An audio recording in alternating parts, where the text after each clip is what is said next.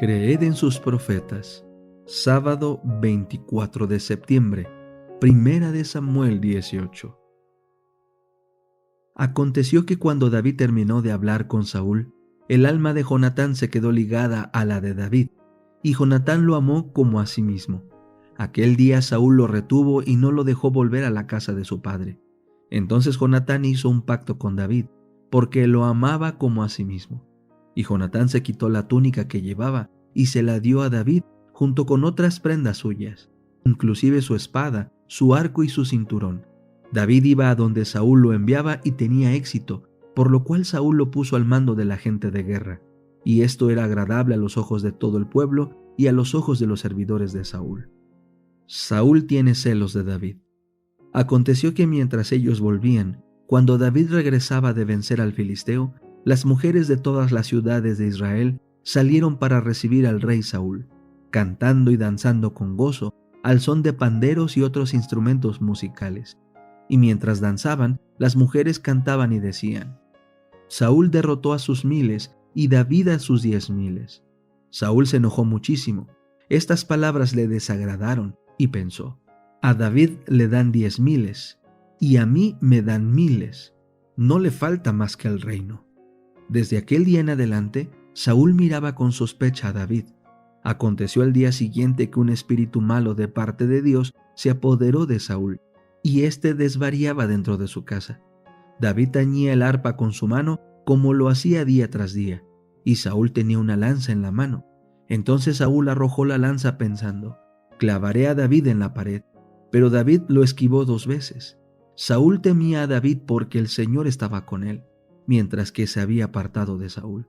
Entonces Saúl alejó de sí a David, haciéndolo jefe de 1000, y éste salía y entraba al frente del pueblo.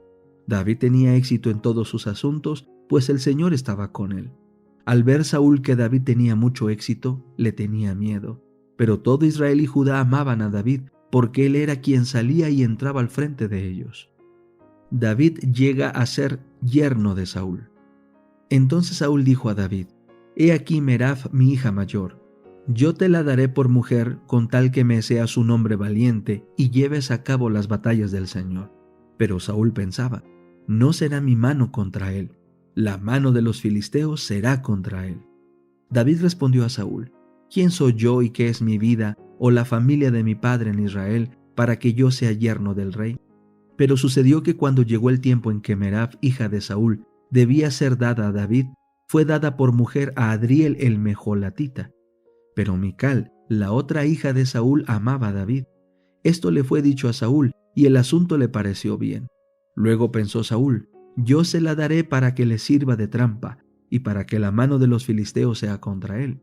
Y Saúl dijo a David por segunda vez: hoy serás mi yerno. Entonces Saúl dio órdenes a sus servidores: hablen en secreto a David diciéndole: he aquí, el rey te aprecia y todos sus servidores te quieren bien. Sé pues yerno del rey. Los servidores de Saúl dijeron estas palabras a oídos de David, y éste preguntó: ¿les parece poca cosa ser yerno del rey, siendo yo un hombre pobre e insignificante? Los servidores de Saúl dieron a éste la respuesta diciendo: estas palabras ha dicho David. Y Saúl dijo: digan esto a David: el rey no tiene interés en el precio matrimonial, sino en 100 prepucios de filisteos para vengarse de los enemigos del rey. Pero Saúl pensaba hacer caer a David en mano de los filisteos. Y cuando los servidores de Saúl declararon a David estas palabras, agradó a David el asunto de ser yerno del rey. Antes que se cumpliera el plazo, David se levantó y partió con su gente, mató a 200 hombres de los filisteos, llevó sus prepucios y los entregó todos al rey, para llegar a ser yerno del rey. Y Saúl le dio por mujer a su hija Mical.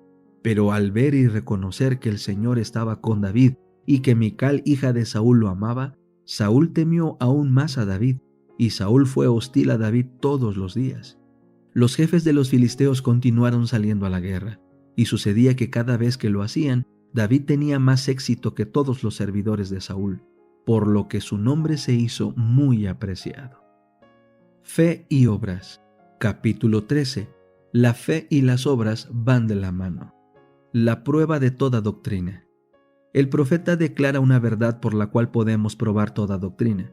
Dice: a la ley y al testimonio, Si no dijeren conforme a esto, es porque no les ha amanecido. Isaías 8:20. Aunque el error abunda en el mundo, no hay razón para que los hombres permanezcan en el engaño. La verdad es clara, y cuando se la compara con el error, se puede discernir su carácter. Todos los súbditos de la gracia de Dios pueden comprender lo que se requiere de ellos.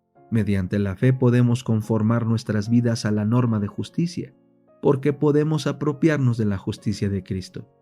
El honesto buscador de la verdad encontrará en la palabra de Dios la regla para la santificación genuina. El apóstol dice: ahora pues, ninguna condenación hay para los que están en Cristo Jesús, los que no andan conforme a la carne, sino conforme al Espíritu. Porque lo que era imposible para la ley, por cuanto era débil por la carne, Dios, enviando a su Hijo en semejanza de carne de pecado, y a causa del pecado, condenó al pecado en la carne, para que la justicia de la ley se cumpliese en nosotros, que no andamos conforme a la carne, sino conforme al Espíritu. Porque los que son de la carne piensan en las cosas de la carne, pero los que son del Espíritu en las cosas del Espíritu. Porque el ocuparse de la carne es muerte, pero el ocuparse del Espíritu es vida y paz. Por cuanto los designios de la carne son enemistad contra Dios, porque no se sujetan a la ley de Dios, ni tampoco pueden, y los que viven según la carne no pueden agradar a Dios. Mas vosotros no vivís según la carne, sino según el Espíritu, si es que el Espíritu de Dios mora en vosotros.